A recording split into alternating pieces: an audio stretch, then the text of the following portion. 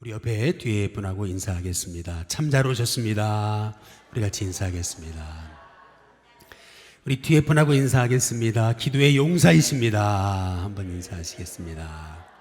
우리 마지막으로 인사하겠습니다. 오늘 밤에도 하나님이 들으십니다. 우리 같이 인사하겠습니다.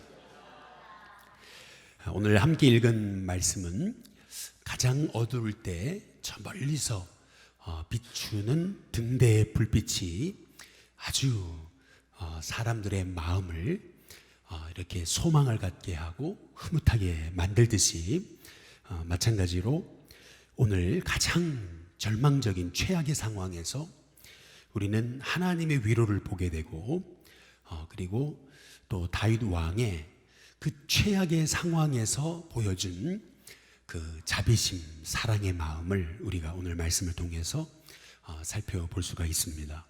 함께 읽은 말씀은 아버지와 아들이 다시 만나게 되는 상황인데 화해하기 위해서 만나는 것이 아니라 아들은 아버지를 죽이기 위해서, 그리고 아버지는 아들을 방어하기 위해서, 그래서 이제 마하나임에서 이제 서로 만나게 되는 운명을 건 전투의 장면이 바로 이 사무엘하 18장에 우리가 함께 읽으신 이제 본문입니다.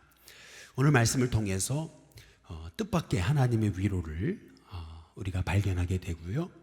또 뜻밖의 다윗의 압살롬을 향한 그 뜨거운 아버지의 사랑, 그 사랑을 통해서 우리는 하나님 아버지의 아들 예수님을 죽기까지 우리를 사랑하셨던 그 무조건적인 그 사랑을 우리가 오늘 말씀을 통해서 이제 보게 되는 거거든요.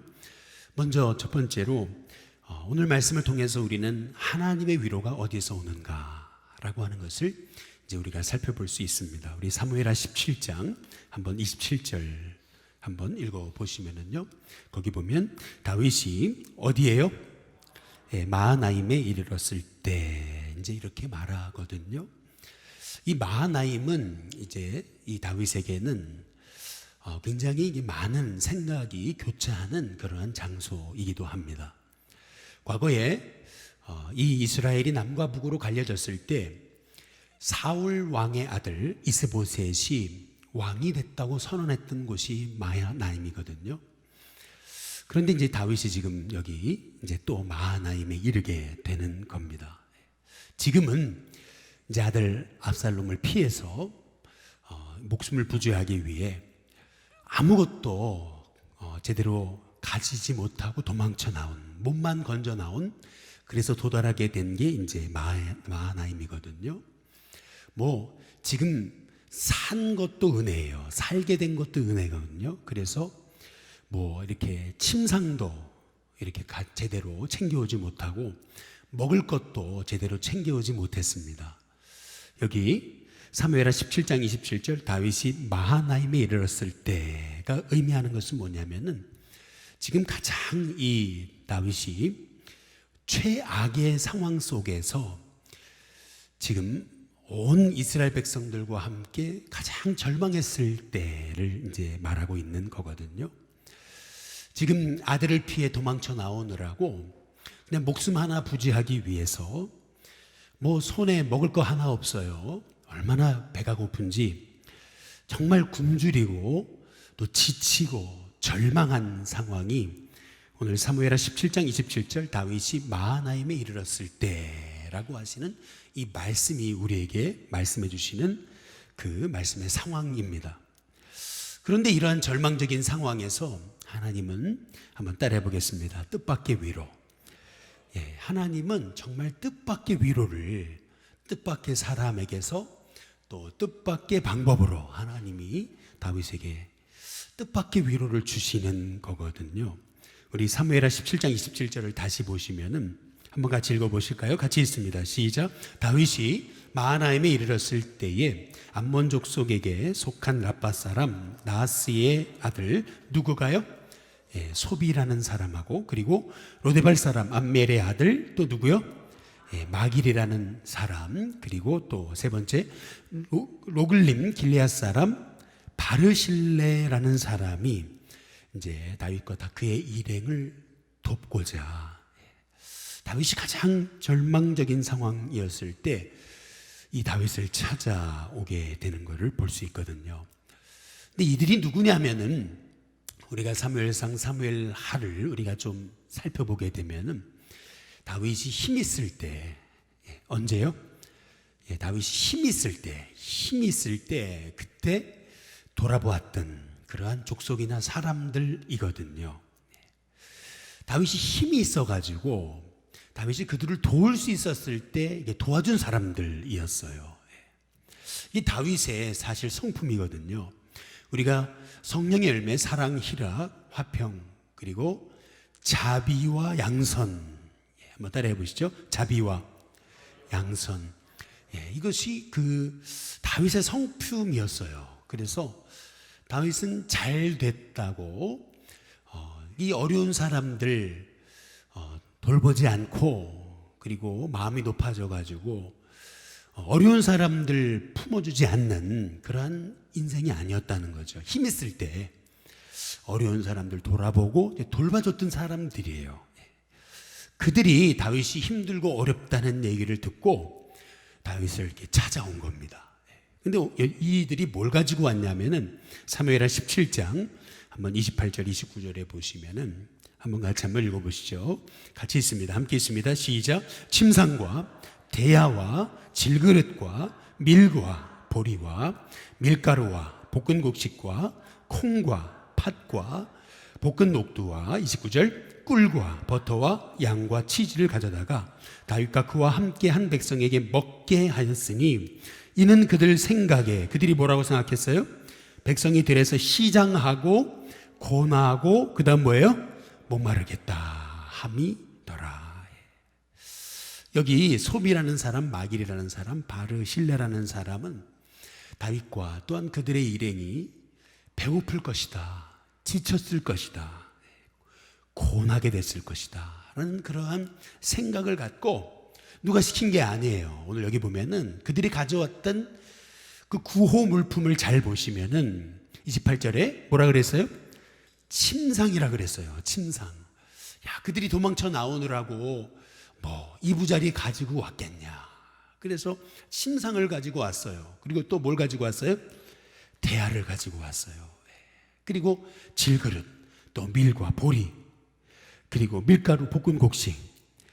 다시 말해서 지금 이 소비와 마길과 바르실레는 그냥 뭐 빵과 우유만 가져온 게 아니에요. 이 다윗과 그의 일행들이 얼마나 지쳐 있을까, 배고파할까 라는 것을 제대로 저 길바닥에서 어떻게 잘까, 어떻게 씻을까, 이제 그거를 생각하면서 이 다윗과 그의 일행을 돕기 위해서 진심으로 지금 그들을 돕기 위해 여러 가지 물건을 이렇게 바리바리 싸들고 그렇게 와가지고 이 다윗의 일행을 돕고 있는 거거든요. 실은 다윗이 힘 있을 때 그들을 도왔던 거예요. 어떤 뭐 대가를 바라고 도운 게 아니었어요. 그런데 하나님은 이 다윗이 힘 있을 때 돕고 베풀었던 그 베품을 기억하시고 하나님이 다윗이 가장 곤고할 때 다윗에게 그대로 갚으시는 거예요. 한번 옆에 분한테 인사해 보겠습니다. 하나님께 공짜는 없습니다. 한번 인사해 보시겠습니다. 하나님께 공짜는 없어요. 여러분이 나누고 베풀고 섬겼던 거 하나님 그대로 갚으세요. 우리 사무엘하 10장 2절에 보면은 다윗이 그러는 거예요. 이르되 내가 나하스의 아들 한온에게 뭘 베풀어요? 은총을 베풀되 그의 아버지가 내게 은총을 베푼 것처럼 나도 베풀겠다. 이게 다윗의 삶이었던 거예요. 힘 있을 때 남을 도왔어요. 힘 있을 때 베풀었어요. 그랬더니 하나님께서 다윗이 곤고할 때 하나님이 다윗을 도우시는 거거든요. 이게 잠언 11장 25절 말씀의 성취인 거예요. 같이 한번 읽어보겠습니다. 함께 있습니다. 같이 있습니다. 시작. 구제를 좋아하는 자는 풍족하여질 것이요. 그 다음 뭐죠? 남을 용택하는 자는 어떻게 돼요? 자기도 윤택하여 지리라. 남을 잘 되게 하는 사람은 나도 잘 되고, 남을 축복하는 사람은 나도 축복을 받고, 남을 위해 기도하는 중보기도자는 결국 나 자신이 복을 받는 그런 하나님의 종이 되더라는 거예요. 남을 섬기고 남을 윤택하게 하면 그럼 나는 뭐고, 나는 뭐해 먹고 살고 뭐 이렇게 우리는 생각될 때가 많죠. 그 본전 생각할 때가 많아요. 그러나 성경은 말하죠. 남을 윤택하게 하는 자는 어떻게 돼요? 자기도 윤택하게 된대요. 저는 우리 신교회 성도님들이 남을 윤택하게 하는 참 복의 사람이 되시기를 주님의 이름으로 축복합니다. 한번 옆에 분한테 인사해 보겠습니다. 남을 윤택하게 하는 사람 되시기 바랍니다. 여러분 힘 있을 때 나누시기를 바랍니다. 힘 있을 때 베푸시기를 바랍니다. 할 수 있을 때 하세요. 그리고 작은 거라도 나눌 수 있게 해달라고, 베풀 수 있게 해달라고 그렇게 기도하세요. 나에게 베풀 힘이 있는 사람이 되게 해달라고 기도하시라는 거죠. 베풀 힘이 있게 해달라고 나는 기도했는데 하나님은 차고 넘치도록 부어주시는 거예요. 야, 너 참 됐다. 그릇이 됐다. 너는 복의 사람이 될 거다. 하나님이 딱 보시고 기쁘게 여기셔서 하나님이 그에게 복을 부어주시는 거죠. 넘치도록 채워주시는 거죠. 우리 일신교회 성도님들의 삶이 이렇게 남을 윤택하게 하는, 그런 윤택하게 하고자 하는 마음을 갖는 하나님의 종들이 되시길 주님의 이름으로 축복합니다. 이번에 우리 중구 용산 지방 우리 임원 수련회를 지난 월화수 삼척으로 다녀왔어요. 이 삼척이 가까운 줄 알았더니 뭐 속초 들러가지고 이렇게 멀리 돌아서 가시더라고요. 그러다 보니까 굉장히 오래 걸렸어요. 이제 그러다 보니까 이제 차 안에서 이제 우리 목사님들과 얘기를 조금 하게 됐죠. 그런데 이제 가는데 이제 옆에 계셨던 목사님이 이제 그런 얘기를 대뜸 하시는 거예요. 뭐라 그러냐면, 거기 춘천에 그 중앙교회 그 불났을 때 뭐 그 보험을 잘 들어놔가지고 그래가지고 보상을 많이 받았다면서요. 이제 그렇게 얘기를 하는 거예요. 이제 그러면서 하시는 말씀이, 얼마나 보상을 많이 받았으면은 그러면은 교회를 다 짓고 남았다는 얘기를 들었는데, 제가 속으로 웃었어요. 여러분 그 보험회사가 불났다고 다 도와주고 남도록 주는 회사가 어디 있습니까? 그렇지 않아요? 그런 데가 어디 있어요? 그리고 누가 불날 줄 알고 그렇게 보험을 열심히 들어놓는 교회가 어디 있어요? 그렇지 않아요? 별로 동의를 안 하시는 것 같은데, 물론 보험은 들어놨대요. 그런데 그렇게 불날지 몰랐던 거죠. 그리고 불이 나도 보험회사에서 이 마이크 시스템까지 해주겠어요? 불이 났다고 뭐 오르간 해주겠어요? 뭐 불이 났다고 해가지고 뭐 스크린 해주겠어요? 뭐 의자 해주겠어요? 강대상 해주겠어요? 안 해주죠. 보상으로 나온 건 일부예요, 일부. 그럼에도 불구하고 1년 만에 교회를 다 복원할 뿐만 아니라 8층짜리 1층에는 카페, 2층에는 도서관, 3층에는 선교센터, 그 위에는 9명의 부목사님들과 담임 목사님까지 살 수 있는 8층짜리 정말 큰 선교센터를 지은 걸 보니까 이제 교인들이, 다른 사람들이 아이고 보상을 많이 받았나 보다, 이제 이렇게 소문이 났나 봐요. 근데 그게 아니었거든요. 제가 잘 알아요. 보상을 많이 받아서 그런 게 아니고, 물론 보상은 받았지만 그러나 성도들이 열심히 교회를 복원하기 위해서 헌신한 거죠. 근데 뿐만 아니라 또 하나, 이렇게 부인할 수 없는 게 하나 있었어요. 그게 뭐냐면은, 불이 났다는 얘기를 듣고요, 여기저기서 그냥 도우려고 찾아오는 거예요. 뭐 저까지 갔으니까 할렐루야. 뭐 여기저기서 말이에요. 여기저기서 서로 돕겠다고. 뭐 큰 교회가 불났는데 우리도 어려운데 무슨 가서, 이게 아니에요. 나도 와가지고 돕겠다고 뭐 얼마부터 시작해가지고 몇 천만 원, 심지어는 억대까지 가져오는 거예요, 사람들이. 이게 어떻게 이게 이렇게 됐는가?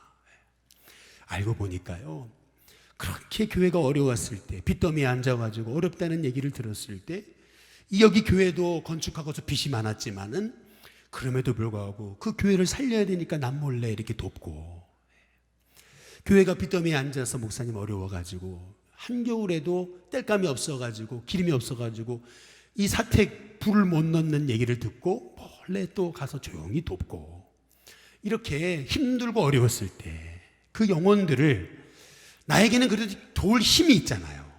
그러니까 힘 있을 때 열심히 그냥 이름도 없이 빛도 없이 그냥 늘 묵묵히 남을 도왔던 거죠. 대가 바라지 않고 우리 교회가 이렇게 큰 교회가 된 것은 하나님의 축복이라 여기고 열심히 남을 도왔던 거예요. 다른 교회를 돕고 했던 거예요. 그런데 막상 교회가 불날지 어떻게 알았는 거죠. 근데 막상 불이 나 보니까 너도 나도 와가지고 돕는 거예요. 힘을 내시라고, 일어나시라고, 조금이나마 도움이 됐으면 좋겠다고, 뭐 교회에서, 개인이, 단체에서 막 여기저기서 오기 시작해가지고, 그래서 정말 이 어려울 때, 어려워 보니까, 그러니까 내가 베풀었던 게 헛된 게 아니었구나 라고 하는 것을 하나님이 알게 하시라는 거죠. 제가 그것을 잘 알고 있거든요. 보험금 많이 나와가지고 회복된 게 아니거든요.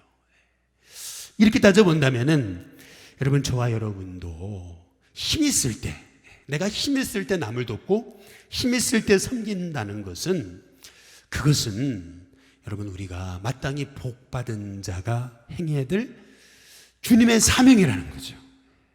바라기는 저와 여러분 가운데 이렇게 여러분 우리가 힘 있을 때 남을 섬길 수 있는, 은총을 베풀 수 있는 하나님의 종들이 되시기를 주님의 이름으로 축복합니다. 오늘 또 두 번째로, 이제 마지막으로 오늘 말씀을 통해서 우리는 전혀 어떻게 이런 상황에서 자비를 베풀 수 있을까? 다윗의 자비심. 여기서 우리는 그 하나님의 사랑, 예수님을 보내신 하나님의 사랑을 다윗의 모습에서 보게 되는 거거든요. 사무엘하 18장 한번 2절을 보시면은 같이 한번 읽어보겠습니다. 함께 읽습니다. 같이 읽습니다. 시작. 다윗이 그의 백성을 내보낼세 3분의 1은 뭐예요? 요압의 휘하에, 3분의 1은 수루아의 아들 요압의 동생 아비새의 휘하에 넘기고, 3분의 1은 가드 사람 누구요? 이때의 휘하에 넘기고, 왕이 백성에게 이르되 나도 반드시 너희와 함께 나가리라 하니. 지금 압살롬이 이 다윗을 죽이려고 쫓아와요. 코앞에 이르렀어요. 근데 다윗도, 이 백성들도 숫자는 적지만 그러나 그냥 몰려 있다가는 죽을 수밖에 없죠. 그러니까 이 군 부대를 세 개의 부대로 나누는 거예요. 하나는 요압을 군대장으로 세우고, 또 하나는 아비새를, 그리고 하나는 여기 이때라는 사람에게 맡겨가지고 이게 세 개로 딱 나눠가지고 이제 압살롬이 치면은 둘은 도망가고, 이런 식의 이제 전략을 짜기 위해서 이스라엘 이 다윗의 군대를 셋으로 나눈 겁니다. 이 셋으로 나누면서 다윗이 뭐라 그러냐면은 나도 반드시 너희와 함께 가겠다, 이제 그러거든요. 이게 왜 이런 얘기가 나오는 거냐면 다윗이 책임감 때문에 그런 거예요. 왜냐하면 지금 이 전쟁은 실은 다윗의 잘못 때문에 생긴 전쟁이에요. 아들이 아버지를 죽이러 오는 거잖아요. 그러니까 사실은 백성은 죄가 없어요. 다 다윗 때문에 생겨진 전쟁이에요. 그러니까 다윗이 지금 책임감을 가지고 내가 반드시 전장에 함께 가겠다, 이제 이러는 거거든요. 그러면은 이제 백성들이 아니 당연히 가셔야죠. 이 전쟁 당신 때문에 생긴 전쟁인데, 그리고 당신이 책임져야 되지 않겠습니까? 그래도 왕이 앞장서 가지고 해야 마땅히 우리가 이 전쟁에서 이길 수 있지 않습니까? 당연해요. 당신이 나가는 거는 당연합니다. 이렇게 얘기할 법도 하거든요. 그런데 오늘 말씀해 보시면은 이스라엘 백성이 뜻밖의 말을 해요. 뭐라 그러냐면은 왕은 여기 계시라는 거예요. 우리가 나가겠다는 거예요. 그러면서 백성들이 뭐라 그러는지 아세요? 왕 한 사람은 우리 여기 1만 명의 군사보다 귀하다는 거예요. 왕 한 사람은 몇만 명이요? 1만 명의 군사, 우리들보다 귀하다는 거예요. 그러니까 왕은 나가시면 안 된다고, 뒤에 계시라고. 우리가 나가서 싸우겠습니다. 이제 그렇게 얘기하는 것을 볼 수 있거든요. 아마 이 얘기를 들었을 때 저는 그래요. 이 말씀을 묵상하다가 다윗이 울었을 거라고 생각해요. 자기 때문에 생겨진 전쟁인데, 자기 아들이 죽이려고 쫓아오는 전쟁인데, 백성들은 자기 때문에 다 어려움을 당한 전쟁이에요. 자기가 책임져야 돼요. 자기가 전장에 맨 앞장서야 마땅해요. 그런데 백성들이 뭐라 하냐면 왕은 나가시면 안 된다는 거예요. 왕 한 사람은 우리 1만 명보다 귀합니다. 그러니까 왕은 나가시면 안 됩니다. 참 이 말에 저는 다윗이 울었다고 생각해요. 지금 그렇지 않아도 이렇게 아들이 칼을 들고 쫓아오는 상황인데 얼마나 이렇게 자존감이 무너졌어요? 얼마나 이렇게 초라하고 정말 너무나 부끄러운 상황이잖아요. 다른 사람도 아니고 아들이 지금 칼을 들고 쫓아오는 상황인데 뭐 말이 10개라도 할 말이 없어요. 그런데 백성들이 뭐라 하냐면은 왕은 우리 1만 명보다 귀하신 분입니다. 그러니까 왕은 여기 계시라고, 나가시면 안 된다고 참 그 얘기 하거든요. 저는 참 이 말씀에서 저는 그런 그 은혜를 받아요. 이게 뭐냐면은 여러분, 사람을 감동시키는 것은 뭐 큰 거를 그 사람한테 대접해서 그런 게 아니에요. 말 한마디가 사람을 감동시키는 거예요. 특별히 여러분, 지도자라고 하는 사람을 감동시키는 방법은 그거는 큰 선물로 감동시키는 게 아니에요. 지도자는 늘 고독하거든요. 지도자는 늘 중심을 잡아야 되기 때문에 어디 편에 설 수가 없어요. 늘 중심을 잡아야 되기 때문에 늘 혼자라는 이 고독을, 이거를 하나님의 은혜로 받아들여야 되는 사람이 지도자예요. 그런데 이 지도자에게, 그러나 이 아들이 자기를 죽이려고 오는 상황인데 정말 자존심이라는 게 다 무너졌는데 백성들이 뭐라 하냐면 왕은 우리 1만 명보다 귀하신 분입니다.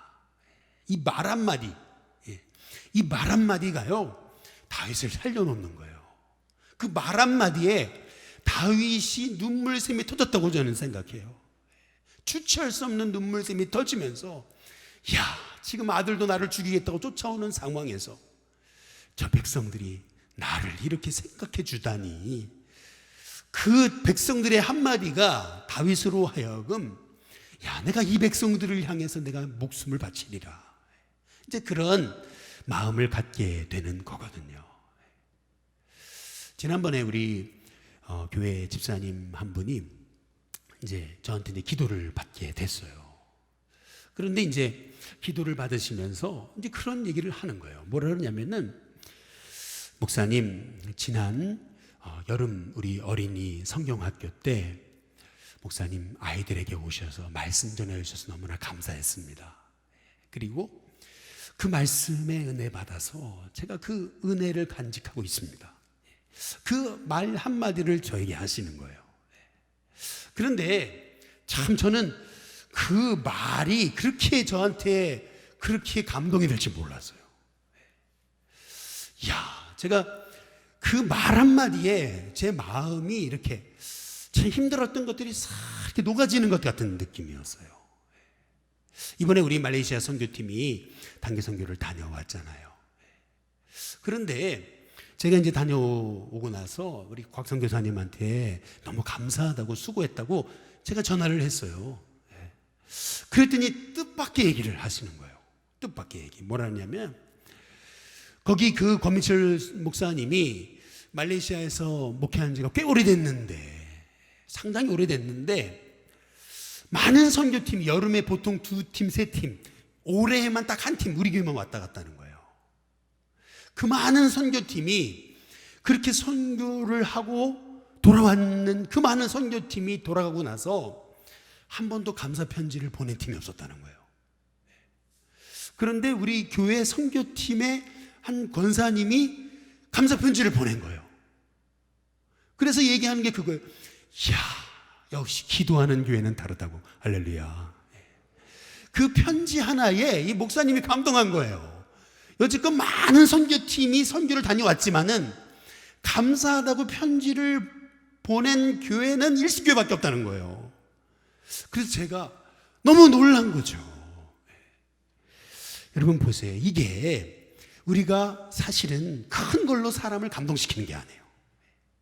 작은 이 말 한마디가 사람을 감동시키는 거거든요. 저는 우리 일신교회 성도님들이 이렇게 정말 우리 일신교회를 이끌어가는 하나님의 종들을 향해서 정말 감사합니다, 수고 많으십니다, 이렇게 말 한마디를 우리가 복되게 할 수 있는 하나님의 종들이 되시기를 주님의 이름으로 축복합니다. 당신 다윗 때문에 내가 이런 어려움을 당하고, 왜 우리가 이런 어려움을 당하고, 왜 우리가 여기까지 와가지고 이런 고통을 당해야 되냐고 얼마든지 할 수 있었고, 또 그게 틀린 말은 아니죠. 그러나 그럼에도 불구하고 이스라엘 백성들이 얘기하잖아요. 왕은 우리 1만 명보다 귀하신 분입니다.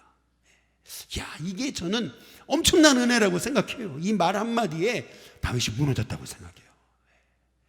저는 우리 신교회 성도님들이 이렇게 말 한마디로 영혼을 축복하는 하나님의 종들이 되시기를 주님의 이름으로 축복합니다.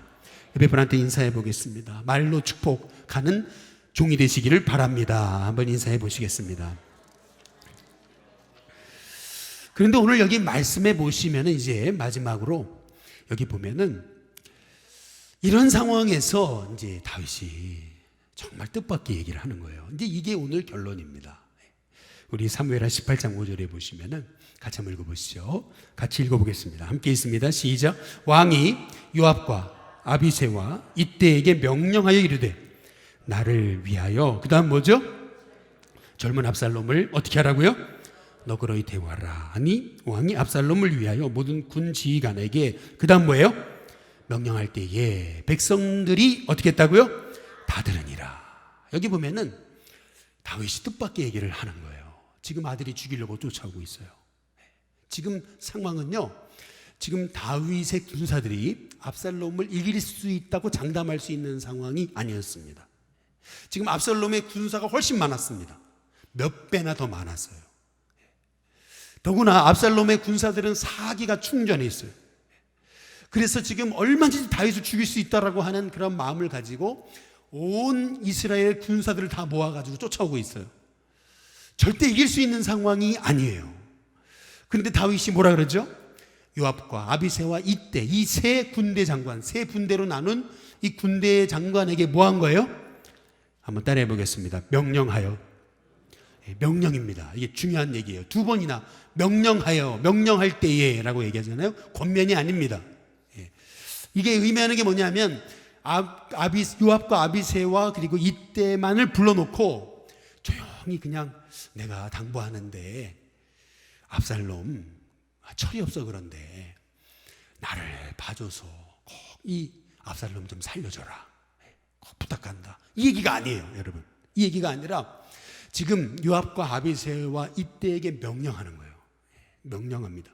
근데 그거를 백성들이 다 들었다 그랬어요. 이게 무슨 말이냐면은 다윗이 선포하는 거예요. 온 백성들이 출전하는데, 전쟁에 나가는데 그들을 향해서 얘기하는 거예요.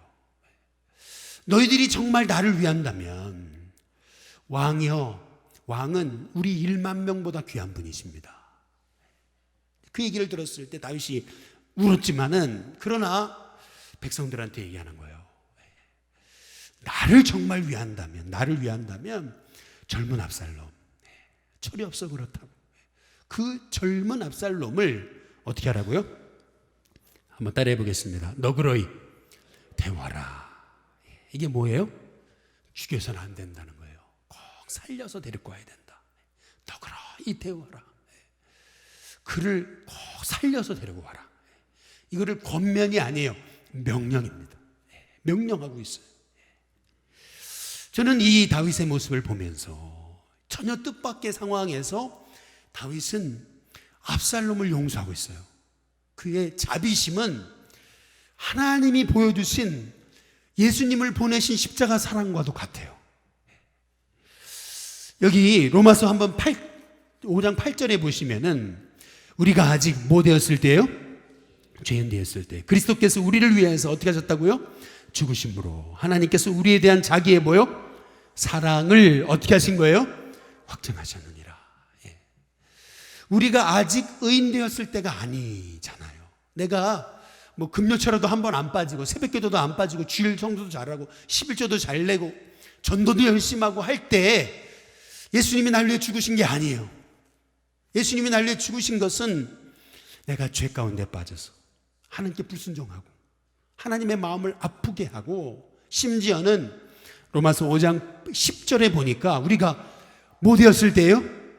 원수 되었을 때예요. 여러분, 죄는, 우리가 짓는 죄는, 그 죄는 우리를 하나님과 원수 되게 하는 거예요.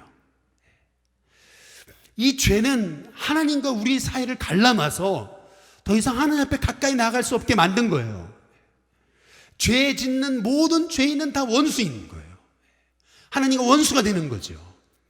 바로 압살롬이 다윗을 죽이러 오는 그 상황이 아들이 아니고 원수잖아요. 그러나 그럼에도 불구하고 우리 하나님께서는 예수 그리스도를 우리에게 보내셔서 우리를 위해 죽게 하심으로 하나님과 어떻게 되신 거예요? 화목하게 되셨다라고 말씀하시는 겁니다. 아들을 죽게 하심으로 우리와 화목하기를 원하셨던 하나님의 사랑, 그것이 바로 이 다윗의 모습을 통해서 보게 되는, 압살롬이 자기를 죽이러 쫓아오지만은 그럼에도 불구하고 저 젊은 철없는 압살롬을 나를 생각한다면 너그러이 대우해달라, 죽이지 말아달라, 꼭 살려달라, 그게 왜 나를 위한 것이다 얘기하는 이 다윗의 모습을 통해서 우리는 진정한 하나님의 사랑을 여러분 보게 되는 겁니다. 이 다윗의 말이 왜 위대한 거냐면요, 7가지 이유에서 그래요. 첫 번째는 다윗은 지금 압살롬 때문에 편안한 왕자에서 끌어내려져 가지고 지금 거친 광야로 도망쳤습니다. 첫 번째 이유. 두 번째 이유는 다윗은 인생에서 가장 큰 충격을 받은 거예요. 사람이 이제 나이가 들수록 충격에서 잘 못 태어난다 그러잖아요.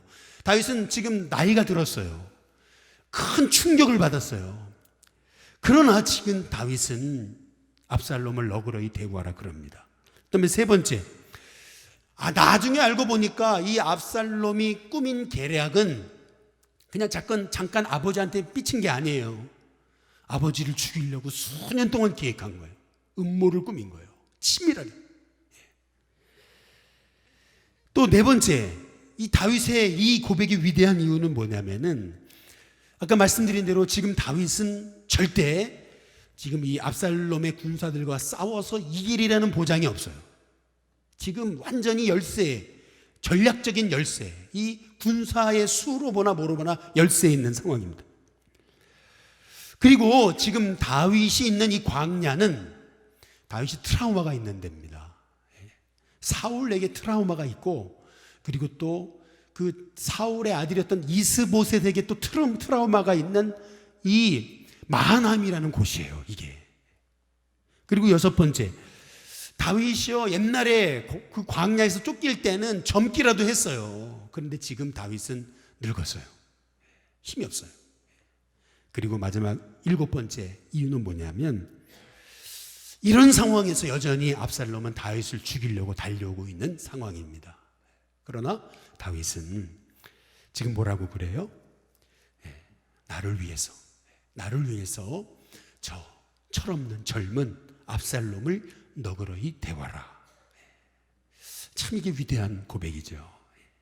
저는 우리 신교회 성도님들이 참 이 다윗의 이 자비심, 이 하나님이 우리에게 십자가에서 보여주신 그 사랑, 예수님까지 보내주신 그 하나님의 사랑, 그 하나님의 사랑에 여러분 중독되시기를 주님의 이름으로 축복합니다.